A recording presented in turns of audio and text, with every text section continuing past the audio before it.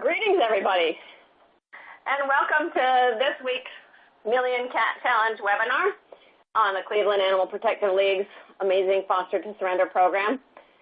This is Kate Hurley speaking, and every other time it's my job to introduce our great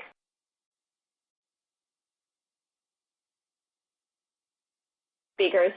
And usually Mandy, our Million Cat Wrangler, gives me a script to tell you all the key facts about the shelter, but I always go completely rogue. Anyway, so this time she hasn't even bothered. So Aisha, if you want to add anything that people should actually know about your shelter to the beginning, feel free to give a little intro. And you know what I wanted to say is the thing I really appreciate about you and the team at Cleveland APL is just the sense of openness and playfulness and humor that you bring to this hard work of animal sheltering. I first ran across Cleveland APL when I was looking for awesome and funny cat marketing campaigns. And those of you out there in webinar land, if you just want to be amused or you need a thing for some great catapalooza or catastrophe or something that you're trying to put together, there's a lot of great ideas on their website. And this is another example of a program that just really takes a sense of openness and a commitment to really trust the public and maintain your sense of humor over and over.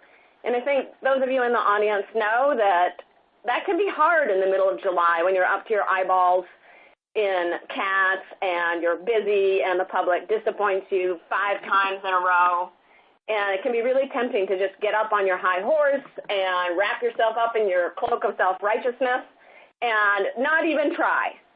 And what this team has done is just time after time, they've gotten down from their high horse and they've gotten on the ground with the cats and their community members, and they've looked their public in the eye, and they have invited them to be equal partners in life-saving. And if someone says no, they don't use that as a reason to stop the program. They use it as a reason to try again with the very next person who walks in the door. And that's something that I love about the Million Cat Challenge and the Million Cat Challengers and the Cleveland APL. And welcome to this webinar. Well, thank you, Kate. Those are very kind words. I hope we can live up to them today. This is Aisha, and I'm thrilled to be presenting this information today. Excited to see so many of you interested in it.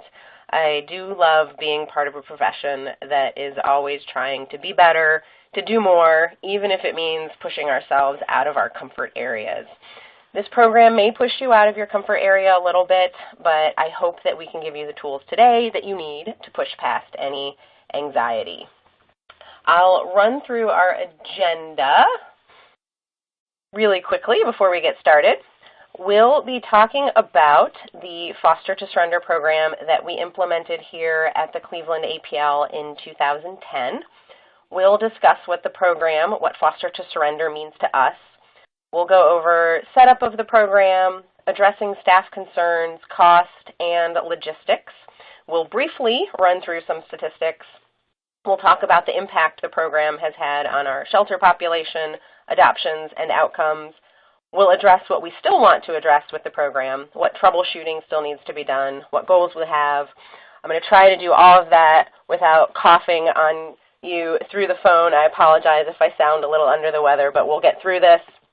And I want to remind you that there is a question and answer, a question ability. Throw those questions out throughout the presentation, and we will get to all of them at the end. But first, let's meet Lynx. Lynx is our program pioneer.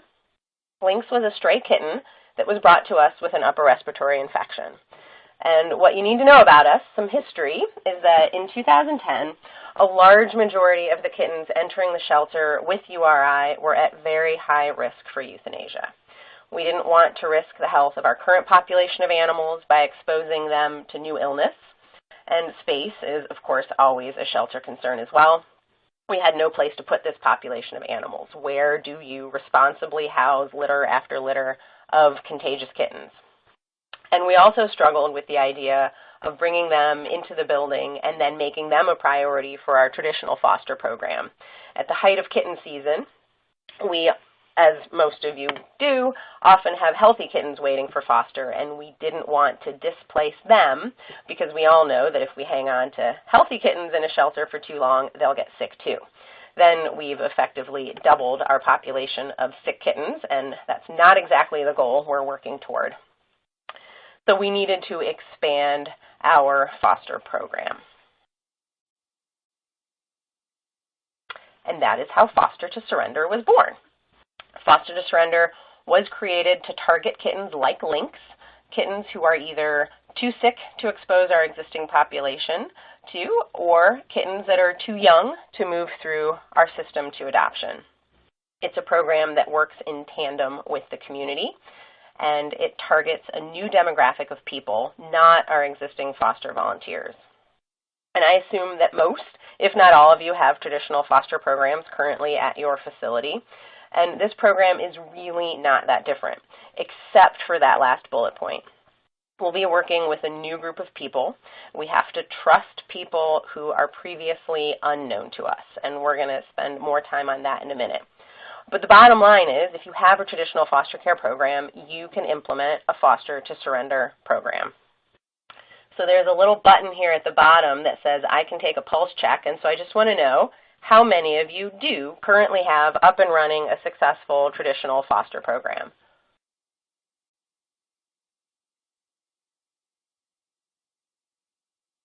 Did the thumbs up or thumbs down appear there for folks?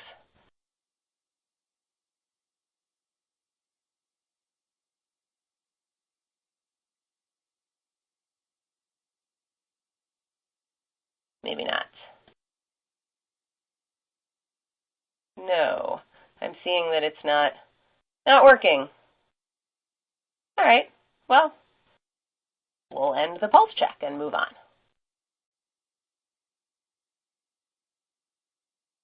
So the goal of the program is to enlist community to support and keep high-risk animals out of the shelter until they're ready to enter a path toward adoption. And we want to do this without tapping into our existing people resources. Excuse me.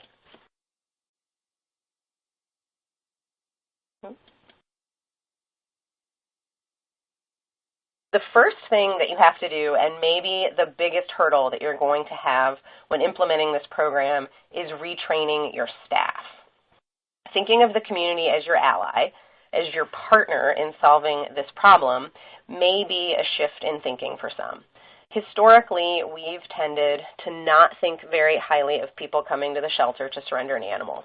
I actually think we're getting better at this as a sheltering community and encouraging non-judgment from our intake and admission staff.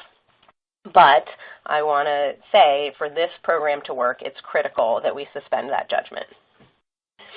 And remember that the vast majority of animals in this program is stray kittens.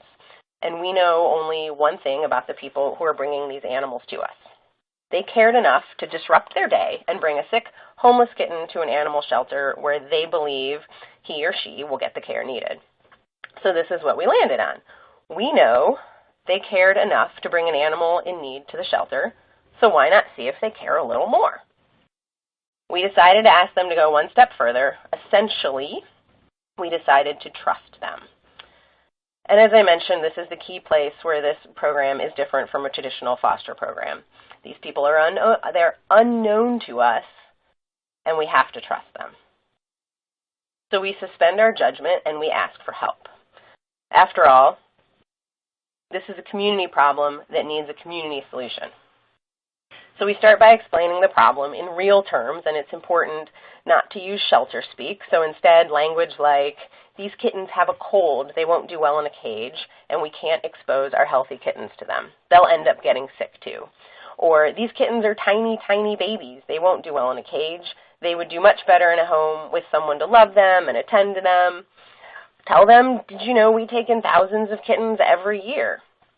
And then let them know you understand.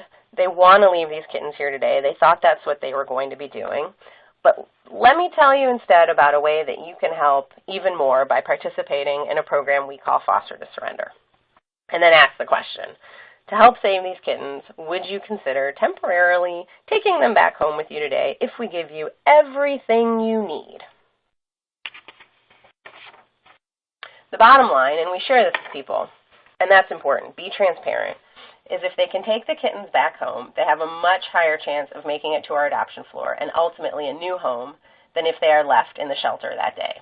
They can be part of the solution to an overwhelming problem by helping these kittens, and we will give them everything they need to be successful. One participant that I spoke with after she brought her kittens back said she took the kittens home because she wanted them to have a chance. So telling her the truth helped her understand the problem and how her help could make a difference. She felt it was the least she could do if getting them healthy meant they were going directly to our adoption floor. And some people will say no, and that's okay. And actually, I think it's great because those are the people that wouldn't do a good job, and it's best that they self-select out. The people who say yes want to do the right thing, and they want to be successful. Our volunteer manager always says, and I love this, no one volunteers because they want to do a bad job. So again, we have to trust. And this is really similar to an open adoptions process if you're already practicing that. We trust that these people know themselves, know what they're capable of, and, of course, with our guidance, will make the right decision for themselves and the animals we're asking them to help.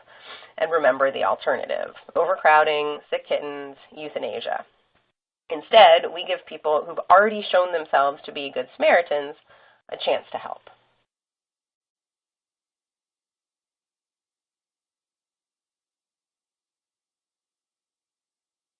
Did that slide come up? More from Lynx. I can't see the slide, but I'm going to keep going. Okay, it looks like it did.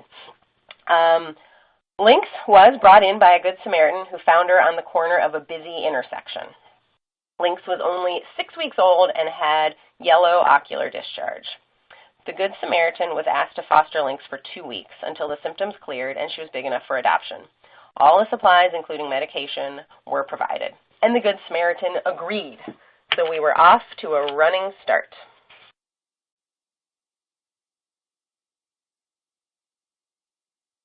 Yes, I did say all supplies provided.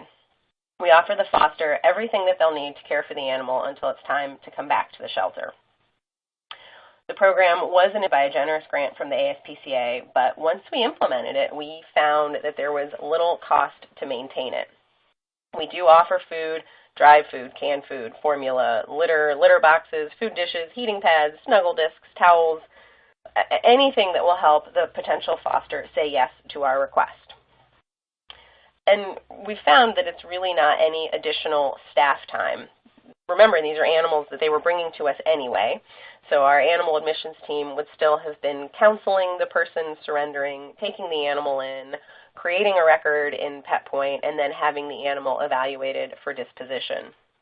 Previously, that disposition, unfortunately, likely would have been euthanasia. And that still comes with a financial expense. And those dollars are now diverted to vaccinating, testing, deworming, and dispensing medication.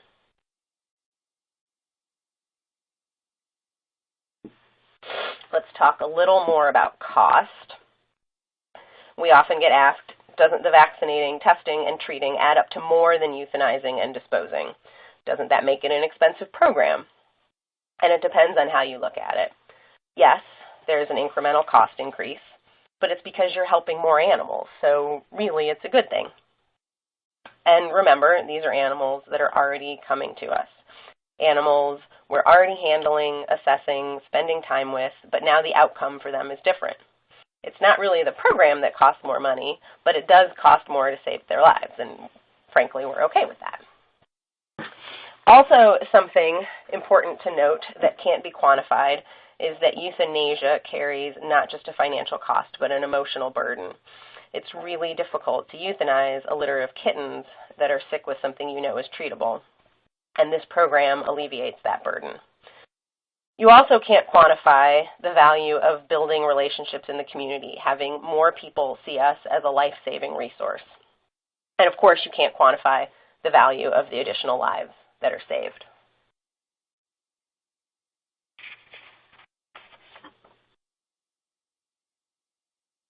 And good news. While many of the participants do take us up on the offer of food and litter to get them started, most are willing to continue providing those items on their own once they get home. And we often have the ability to send participants home with food and litter that has been donated to us. We do have to sometimes use our regular shelter supplies to supplement that. But actually, I think if you look at this big picture, the program saves money. You just have to look at it this way. Once you've made the decision, like we did, that this is a population of animals that you're targeting to help more, this is the most cost-effective way to do it, out of the shelter. Think about it. You're not cleaning, assessing, feeding, medicating each day, and for most, you're not providing food or litter either once they get going. So you're saving more animals and using fewer resources, actually, than you would if those animals were in your shelter. So it's win-win.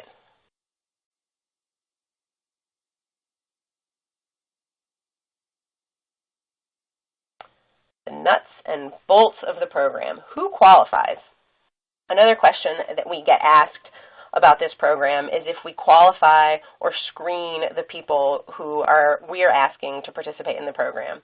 And if by screening you mean application, reference checks, home visits, the short answer is that we don't.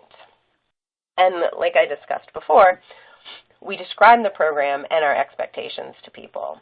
People who want to help will say yes. People who don't will self-select out. Not spending excessive time on screening is effective for this program, also because of the critical need for getting these animals turned back out of the shelter immediately. We already discussed all the reasons why we shouldn't be bringing them into our population, and we need to engage the person who's standing in front of us, and we're asking them to do something right now, while they're still physically attached to the animal. It wouldn't be as effective, I don't think, if we asked them to fill out an application and come back in an hour. They would have gained distance. They would have gained distance from the animal, and how many of those people do you think will come back? My guess is not as many if we can engage them right in that moment. And as far as the animals are concerned, the primary animal participants that we were targeting when we launched this program were kittens with upper respiratory infections or kittens who were just too small. They weren't ready for surgery. We've also offered the program to cats and kittens with other treatable illnesses, and we've offered it when we just didn't have any space to take one more animal into the shelter. And we also offered it to this little orange kitty here on the bottom. I love tiny, hissy little kittens. I just can't take them seriously. They make me smile. This one needed just a bit of socialization and growing before he could move through our adoption process, and the person who brought him in was willing to do that. So this was another foster to surrender success story. So then, once the decision is made, the animal selected, the person on board, the question becomes, who does the animal belong to? And there was a lot of internal discussion about who the animal would technically belong to while in foster care. Ultimately, like traditional foster care programs, we decided that the best course of action for us was if the animals belonged to the shelter. And there were two main reasons. First one was veterinary concerns. Due to the clear requirement that a vet have a vet-client-patient relationship, if the animal belonged to the person who brought it in, our vet would have to meet every program participant, and this is just not efficient for us. To be clear, our vet oversees this program and outlined very clear instructions for care, and more on that in a minute, but she does not meet every foster parent. And the second reason is that the animal is ours. We like that the animal is ours. We have the foster sign a contract that states they must return the animal to us. We have more control that way. We give a specific date for return, and obviously our end goal result there is making sure the animal comes back so that it can be spayed or neutered. And then finally, there's the question of liability. If the animal does belong to us, but does something in their home, who's liable? And we borrowed from our traditional foster care program for this piece and had the foster sign a contract that has a waiver in it that releases us of liability. And this has gone over with the new foster parent very, very clearly at the time of entering into the program.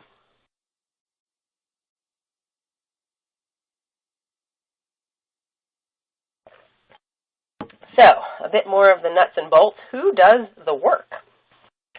We have a highly trained intake staff who currently does all of our animal admitting, which includes for us the initial vaccinations, the blood testing, deworming, and initial exams. They already have the experience of admitting thousands of cats annually, so it was reasonable for them to absorb the initial vaccinations and exams for this population of animals as well. The key here is that you have a person or persons identified who can handle the vaccination and exam when these animals are presented to you. You need as few hurdles as possible for your clients if you're going to make this work. Remember, these folks thought they were coming in to drop off an animal and they were planning to be on their way. If the process that you're proposing is going to be very time-consuming, they may not want to do it because they don't want to wait. So we aim to have clients back out the door with these animals within 20 minutes. And that's enough time for one staff member to spend with the foster parent, counseling, educating, going over the ins and outs of the fostering and the expectations, and for another to take the animal, vaccinate, examine, do the feline leukemia FIV tests, gather the supplies, and get the meds together.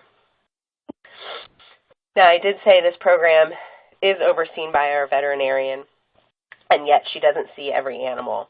So the way we manage this is we knew what population of animals we were primarily targeting, and that would be kittens with upper respiratory infections. So she outlined for our team a very clear URI flow chart and dosing chart that prescribes medication based on symptoms. Our intake team is able to use that to determine the needed medications and request them from our veterinary technician. The veterinary technician fills the medication and then goes and consults with the foster to see if there are any additional questions, goes over administering the medications, and handles that piece.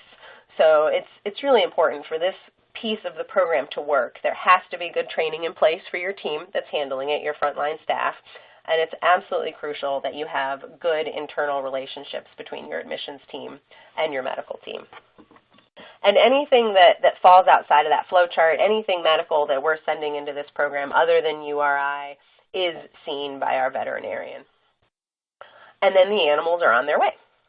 And truly at this point, foster to surrender starts to look identical to our traditional foster program.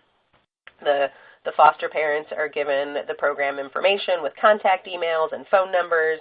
They're given the emergency foster phone number. They're given their return and recheck dates, and all of that is communicated. We've also been asked if we have a point at which we stop treating foster to surrender animals, and the answer is that we put in the same resources into those foster to surrender animals as we do for other animals in our traditional foster program. So we really do try to meld those programs together at that point. And we want to make it really clear to our new foster parents. We want them to understand this. Yes, we're asking something of them, but we're a resource every step of the way, and they should reach out if they run into any challenges. And I just want to remind you, if you have questions as we're getting through the nuts and bolts of this, to please send those in, and we will get to them at the end. I am going to spend a little bit of time talking about what the program looked like the first year and what it looks like now in terms of statistics. We're big believers in tracking data on all of our programs and all of the animals that come to us for care. It's extremely helpful when it comes to benchmarking, goal setting, troubleshooting, and celebrating successes. For this program, we track the age and species of animals entering the program and their reason for needing the program. And in the first year, 247 animals went through the foster to surrender program. 90%, over 200 of them were neonates and young kittens. And this is good. This is the population most high risk that we want to keep out of the shelter. 75% of the participants had upper respiratory infection. This is what our target was, so this is also good. And it's great that we're not introducing this new disease to our existing population and that we have something else that we can offer now instead of euthanasia. So based on these two statistics alone, I think we were on our way to a successful program. These kittens were off in homes, queued up and ready to come back to the shelter on a path towards adoption.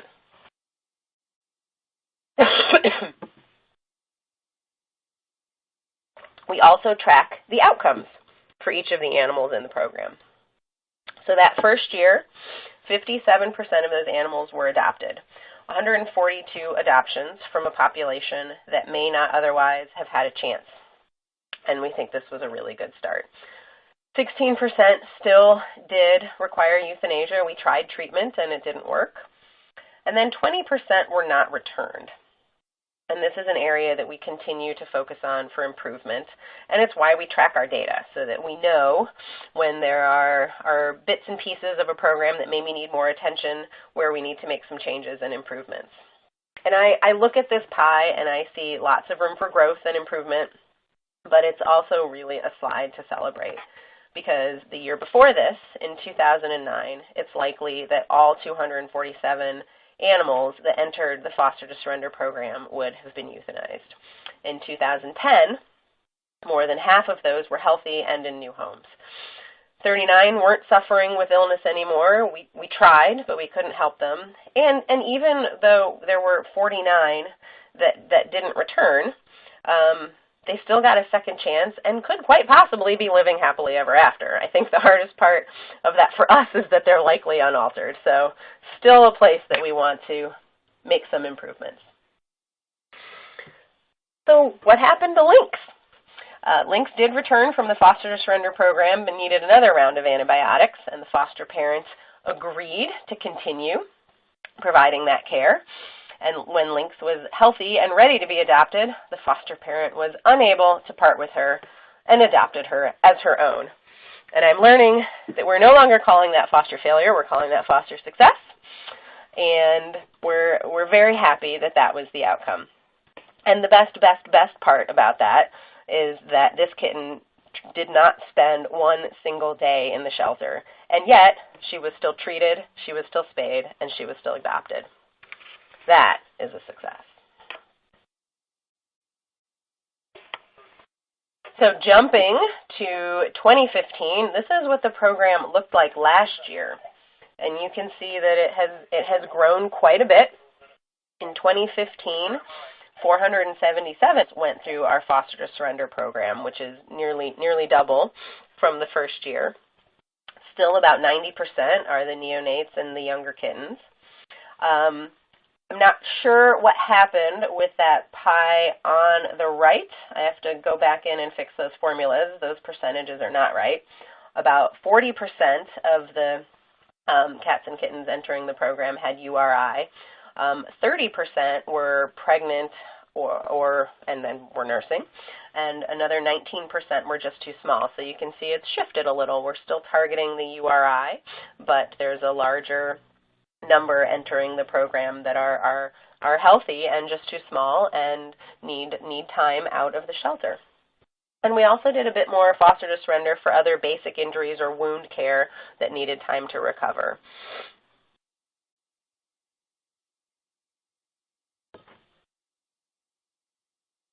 And these are our outcomes from last year.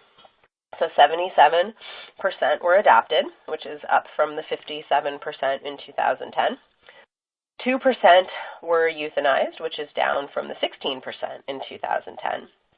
And 13% were not returned, which is down from 20% in 2010. And then 6% died, which is up from 2010. And this one, if I'm being honest, concerned us a little. And another reason why it's important to continue tracking statistics, even if you think you have a successful program, because sometimes things like this pop up and you need to take a closer look at it. And we did. We dug a little deeper and we learned that the majority of these were under 30 days old and they simply faded. And a number of the foster parents involved did not reach out to us for help or advice, but told us afterwards. And it's a tricky balance. We want to help and save as many as we can, but we need to make sure that we're still making euthanasia decisions when necessary. And as I said before, we really need to make sure that the fosters know to reach out to us so that we can provide assistance, even if that assistance is euthanasia. But I really don't want to end the discussion on statistics on that note. I want to point out that with minimal resources, really primarily staff training, nearly 400 animals found homes that in previous years would not have been candidates for adoption. And we have more examples of success to share. A mom and daughter duo brought in 5 kittens with mild URI. We learned from them that they were from a stray cat that they were taking care of in their backyard. They agreed to take the kittens back until they were healthy enough to be placed for adoption, and they also agreed to have mom spayed through our TNR clinic. All of the kittens were returned to the shelter and adopted, and mom was happily, from our perspective, happily spayed and returned to where she was. And the added bonus is that mom and daughter duo has since brought in over 20 neighborhood cats for sterilization through our trap neuter return program. So we were able to pull them into our web and learn about our resources, provide more resources to them, and help more animals in the community.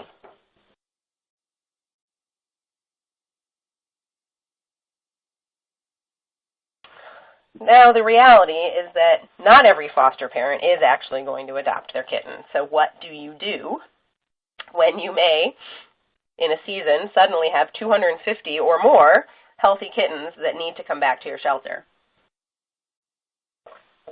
In 2011, when we started to see the program grow, I'm going to be honest with you, we didn't do anything. And we found ourselves struggling to find space in our building for kittens. We had them in rollaways, spilling out of our adoption room, and we all know this is far from ideal. And if I'm being totally honest, we actually couldn't even figure out why we had this surplus of kittens. We didn't know there were so many more to deal with, and our intake wasn't up. And then we realized, how about that? Our foster to surrender program is working. And it was kind of an uh-oh moment. It was an intended consequence, and yet one that we were not prepared for. We hadn't thought it through entirely, clearly. So now what? and we gimped through that first year, but we did learn year 2, and we were much more proactive. We actually anticipated the return of our first mountain of kittens, and we scheduled an adoption promotion, a very big adoption promotion. For the first time actually in our history, we reduced our kitten adoption fee at the very, very beginning of the season, no less, to only $10 from our regular $95. And we announced it in a big way. We had a fun adoption promotion. We had a kitten revolution. The kittens are coming. The kittens are coming. And maybe it was a bit dramatic, but the alternative of packing them into rollaways again, ensuring stress for them and our staff, and increasing their likelihood of an upper respiratory relapse and a longer length of stay, which is exactly what we're trying to avoid, was not a reasonable option.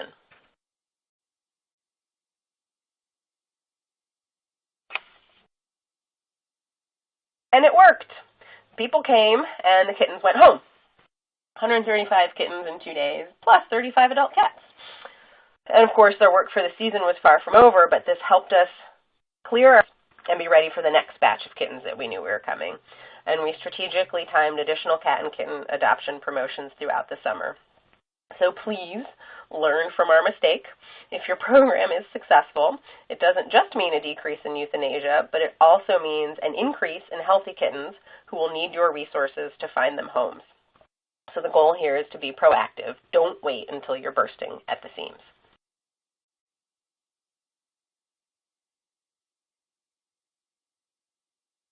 So what did this proactive approach look like through our overall shelter statistics? We really started to see an impact from this program in 2012. We euthanized that year 505 fewer kittens than the previous year and 553 total fewer felines. We saw an adoption increase of 376 kittens and 541 total felines. And we continue to see our euthanasia rate for kittens decrease from 37% in 2010 to just 10% in 2015. And in fact, and I ran this number recently and it still gives me goosebumps, we euthanized over 1,000 fewer kittens in 2015 than we did in 2010.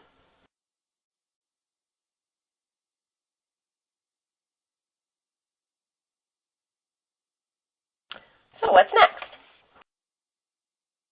The growth of the program is exciting, but I can't say that we've eliminated all of our talent challenges just yet. The attrition rate is still something that we're struggling with. We've made some progress, but another place where we continue to be more proactive. We've started a more rigorous follow-up program that involves timely phone calls the day after a foster misses their return appointment, and we continue these phone calls until we hear back from the foster. We know that we're not going to get them all back in, but we want to get that number as low as possible. We're also, our foster find adopter, we call these folks our foster agents. We're hoping that we can empower more fosters to help us find homes so animals can spend even less time in the shelter. And the sky's the limit. We really targeted heavily kittens that are too small and kittens with upper respiratory infections, but that doesn't mean that's all that can enter the program. In fact, we recently had our first litter of foster-to-surrender puppies. When an owner had an unwanted litter, he wanted to surrender them to us because he just didn't have the resources. He couldn't afford their care. But instead of taking them in and then in turn needing to find another foster home for them, we enlisted his help and agreed to provide all of the necessary resources that he didn't have. So not only did we help someone in their time of need, we empowered him to be part of the solution, and we fixed Mom so he won't find himself in this situation again.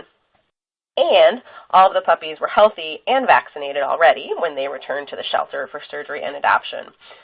So I think this program also helps to dispel myths about shelters. It's not a place where people come and are treated badly because they allowed their pets to reproduce. No judgment was passed. Instead, we offered help, we asked for help, and this resulted in a good outcome for all. And we've emphasized our role as a resource for not just animals, but people in the community as well. And there are a lot of reasons why we love this program. We are not in this alone. We all know that there isn't one group rescue shelter that can solve this problem of pet homelessness alone. We're asking for help, and we're giving the community a way to help, something that they can feel good about.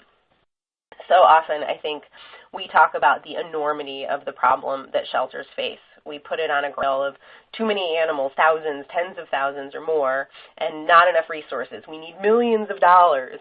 And for most people, I think that's too overwhelming to think about. They can't imagine that they can make a difference. But with this program, they can. It's about that person, those animals, that day. There's an immediate sense of gratification. We all love that. They can be a hero to that animal, and they can make a difference for that animal. People get that. Lives are saved that way, and it adds up. And let's not forget that we also love this program for what it gives the animals. Immunity, a safe place to grow big and strong, fewer days in the shelter, all things to be celebrated.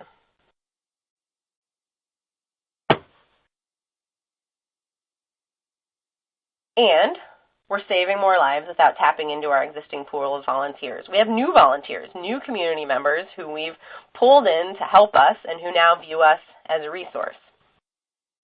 And also, and finally, we talked about all the ways this program is wonderful for the animals.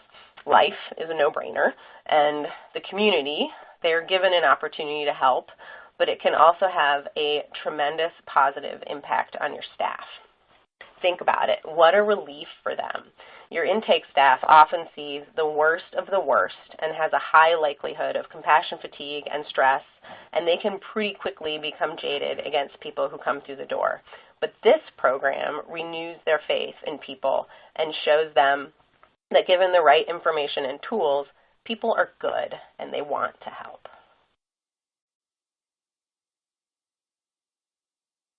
Questions? Many. You've got at least 10 stacked up, so shall we dive right in? Let's do it. Presentation. Thank you for it. All right, straight out of the gate, our state requires all foster homes to be vetted which includes home inspection on file by the shelter or rescues for animals to go into their care. Do you have any experience working with rules like this? And what would you recommend?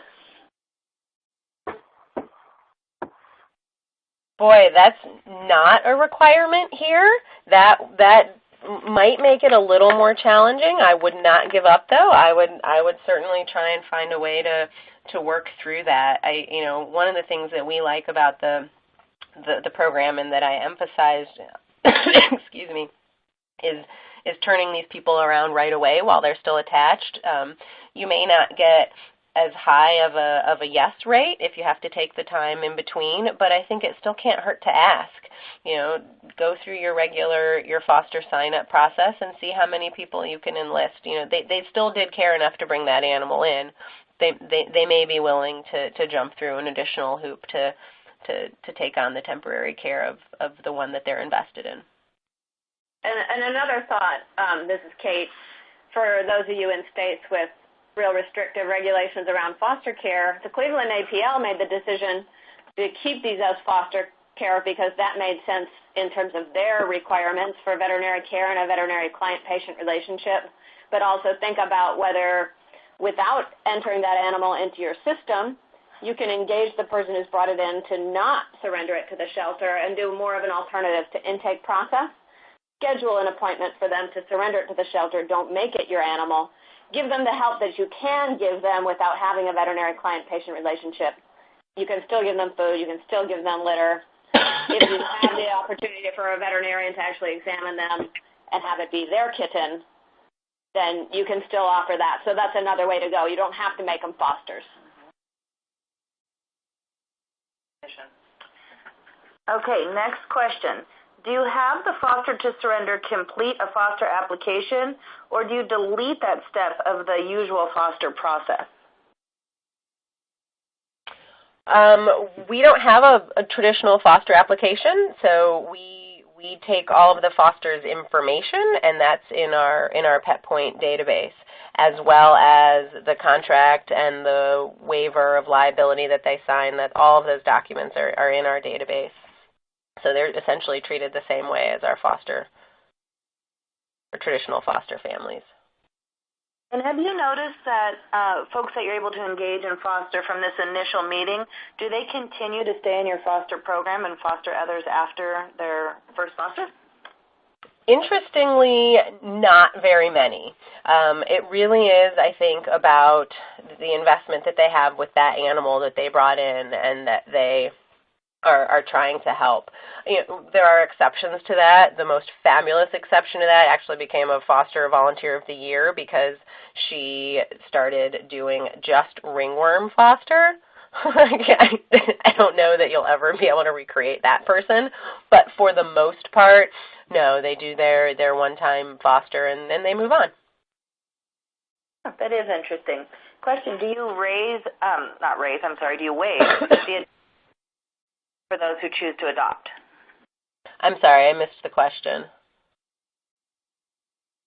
Do you waive the adoption fee if they choose to adopt at the end of the foster? We don't waive the adoption fee. We may sometimes reduce it, especially if you consider it's probably happening at the time of year where we're likely to have a promotion that has just happened or may be coming. But we don't waive it, no. And how do you work with those who are not complying? What if they're not coming in for their vaccine schedule, spay and neuter, return? Any ideas on how you enforce it, or is that something you're working on? That is an area that we're continuing to, and we're finding that more frequent and direct contact is helping with that. Initially, we had our existing staff just absorbing all components of this program, and especially during our busy season, that got challenging, and sometimes there would be a lapse in time before we'd realize that somebody hadn't shown up and that follow-up time, and so they weren't as connected to us. And now we have someone who specifically oversees following up with the foster to surrenders and has more immediate contact with them, and that seems to be helping. But like I said, we still do not have 100% compliance. What if the foster home has a medical emergency while the kitten is in their care? Is that at their cost, or are you partnered with them after hours? No, we treat that like a regular foster. So they get our foster emergency line, and as long as they follow that procedure and they contact us and we're able to approve, where they go, because we know we have relationships with certain veterinary hospitals that'll help us out, that we take that on. We struggle with it a little bit if, we get a large bill after the fact that we knew nothing about, but even then we're unlikely to leave them out to dry completely. We'll try to work with them. So our next question is, do you have solutions for helping to manage kitten populations for shelters that cannot afford large adoption discounts? And I'd like to add to that, are you asking for donations at the counter when you're doing the $5 and $10 the kittens are coming promotions? Oh, absolutely. We ask for donations at the front desk, especially when we're doing our promotions. But what was the main part of the question? Do you have any ideas for how to manage those large populations that are coming in for shelters that might not be able to afford waiving their adoption fees or reducing their adoption fees?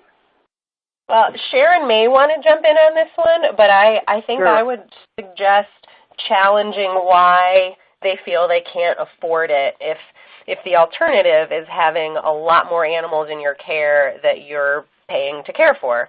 But Sharon has spoken on this at length, so I don't know, Sharon, if you want to add to that? Sure. Hi, this is Sharon Harvey. Yeah, I think what we have to do is one of the things we did, because we truly couldn't afford these dramatically reduced fee adoption promotions either, one of the things we did was saw that we were having no problems getting our dogs adopted.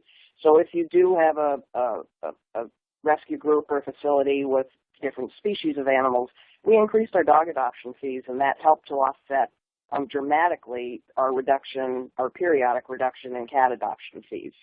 The other thing we started to do, and many shelters have started done, is specifically fundraise around this.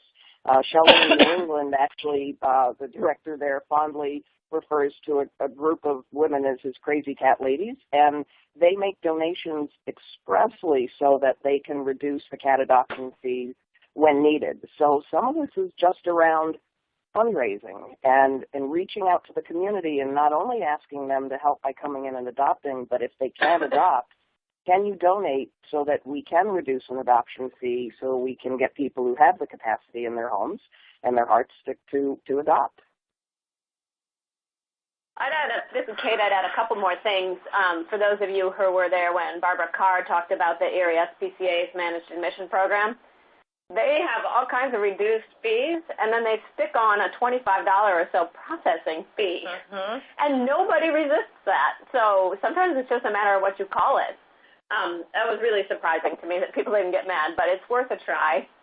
And the other thing that we were seeing, for those of you who are on the Million Cat discussion group, is shelters reporting that they've had so much success with these programs after a few years of fee-waived adoptions. They're now starting to see their intake go down so that they're actually getting farther and farther into kitten season without having to do fee-waived adoptions. And Sharon, I don't know if that's something you guys have seen yet, but that's something that a few people are starting to report. Yeah, let me jump back in. We've actually seen, and this is something I'm looking to potentially put together for a workshop, we are now seeing the pendulum shift even on our adoption revenue. So when we first started reducing our adoption fee, we definitely saw a decrease in our cat adoption revenue, and we had to find other places to fill that in to make our ends meet on our budget. Because we've been so aggressively doing these promotions, getting cats adopted, so aggressively spaying and neutering, and we're seeing our intake go down, last year and the year before, we actually did fewer adoption promotions. We were able to leave our adoption fee at its normal rate, and actually last year we increased our kitten adoption fee. Last year, for the first time, since we started doing these reduced fee adoption promotions, we saw our cat adoption revenue go up, and it is trending up again so far this year. So I think, the lifespan of cat adoption, of these adoption promotions, we do what we have to do to save their lives and to get these cats out into homes. We work on managing our admissions, and we get ourselves back to a point of better equilibrium where now, we certainly do these promotions when they need them, but because we don't need them as often, it's not having that financial impact on us, which is allowing us to turn around and put more money into the care of the animals with medical needs and that need more. Okay, so that was a win-win-win. We are sold. Let's say we want to start tomorrow, and we have a one-person intake team. I know you mentioned earlier that they gave you a grant for a year, but in the absence of a grant, and I want to start tomorrow, any tips that you've learned along the way for really streamlining this for a one-man band?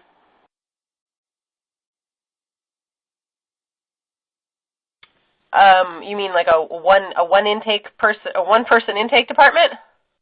Exactly. Yes. Yeah. That would certainly make it more challenging, but I think the process is the same. And if it takes a little longer, that client care, customer service is huge for us. We know this, and communicating each step along the way so they understand what you're doing and why you're doing it and why it might be taking so long, and expressing to them how much they're helping. And maybe enlisting the help of other team members that aren't necessarily in your intake department.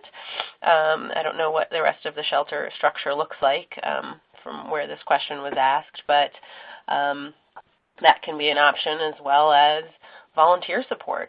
Never underestimate the power of volunteers and what they can help you with. And this is Sharon. I'm going to jump in and just say that that's something at the APL. There are little restrictions as to what our volunteers are able to help us with behind the scenes. If they are willing, able, they will go through the training. They demonstrate competency required, and they become member of the team. We enlist volunteer support for an awful lot. So next question is, do you offer this program to people who call in with kittens, or is this just a way to manage the unexpected walk-ins?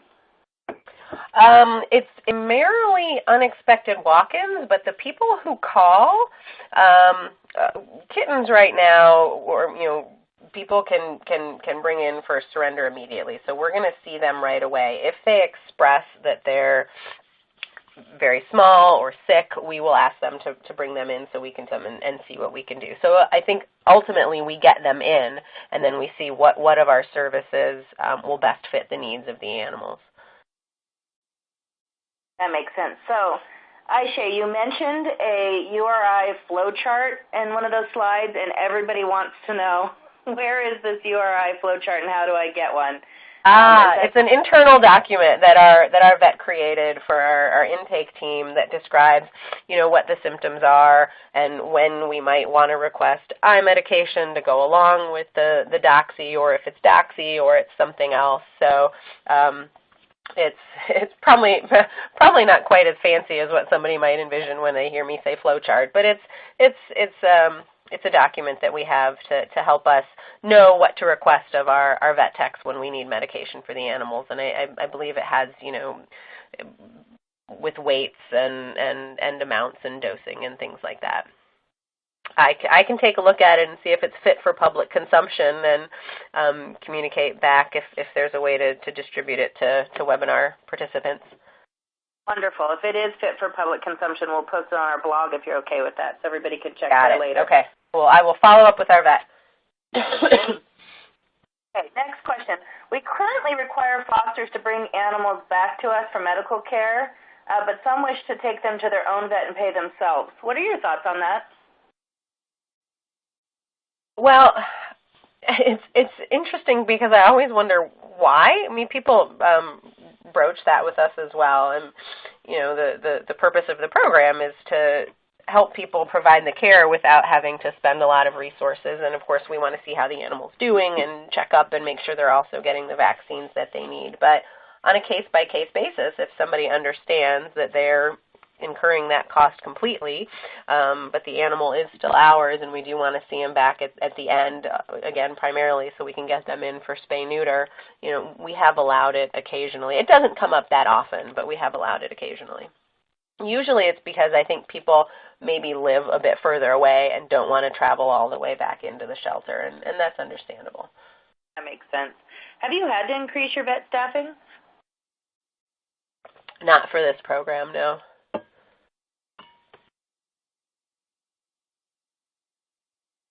Has this reduced disease in the community and in the shelter?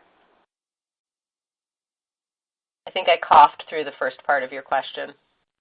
Bring the question. Has this reduced the incidence of disease in the community and in the shelter? Oh, that's a good question.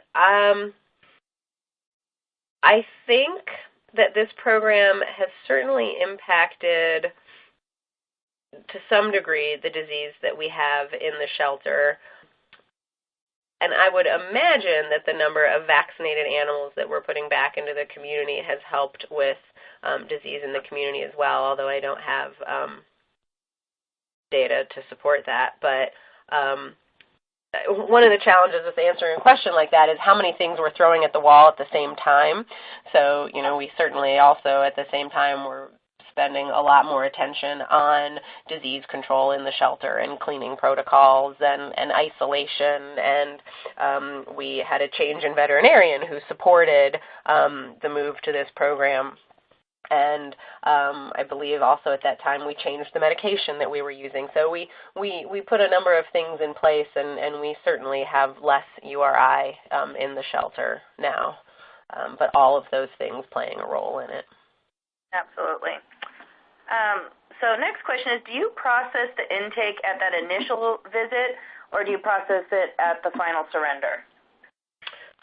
So we use PetPoint, and what we do for the initial visit is for those of you who are familiar with PetPoint, we use the service module for that. So we service the animal into our foster to surrender program, and we do all of the same exam and admitting in that animal's record at that time. When they come back from their time in foster, they're serviced out, and then they are taken in as the stray or, on the rare occasion, the owner surrender that they initially were with a subtype of foster to surrender, and then they get added into our intake statistics at that point. I see. Okay, as a shelter that schedules all intakes, can you see people waiting a few days for appointments being discouraged from participating in the foster to surrender once they come in? Well, when we first launched this program, let me think, what were we doing when we first launched this program? Most strays were not having to wait, so people were coming in with strays, and we were assessing them at that time. Currently, we do ask for people even for strays because it does truly help us manage our admissions better to make appointments as well. And I don't think that has changed the people saying yes to the program. But again, kittens we are getting in really quite quickly. People aren't waiting very long for that.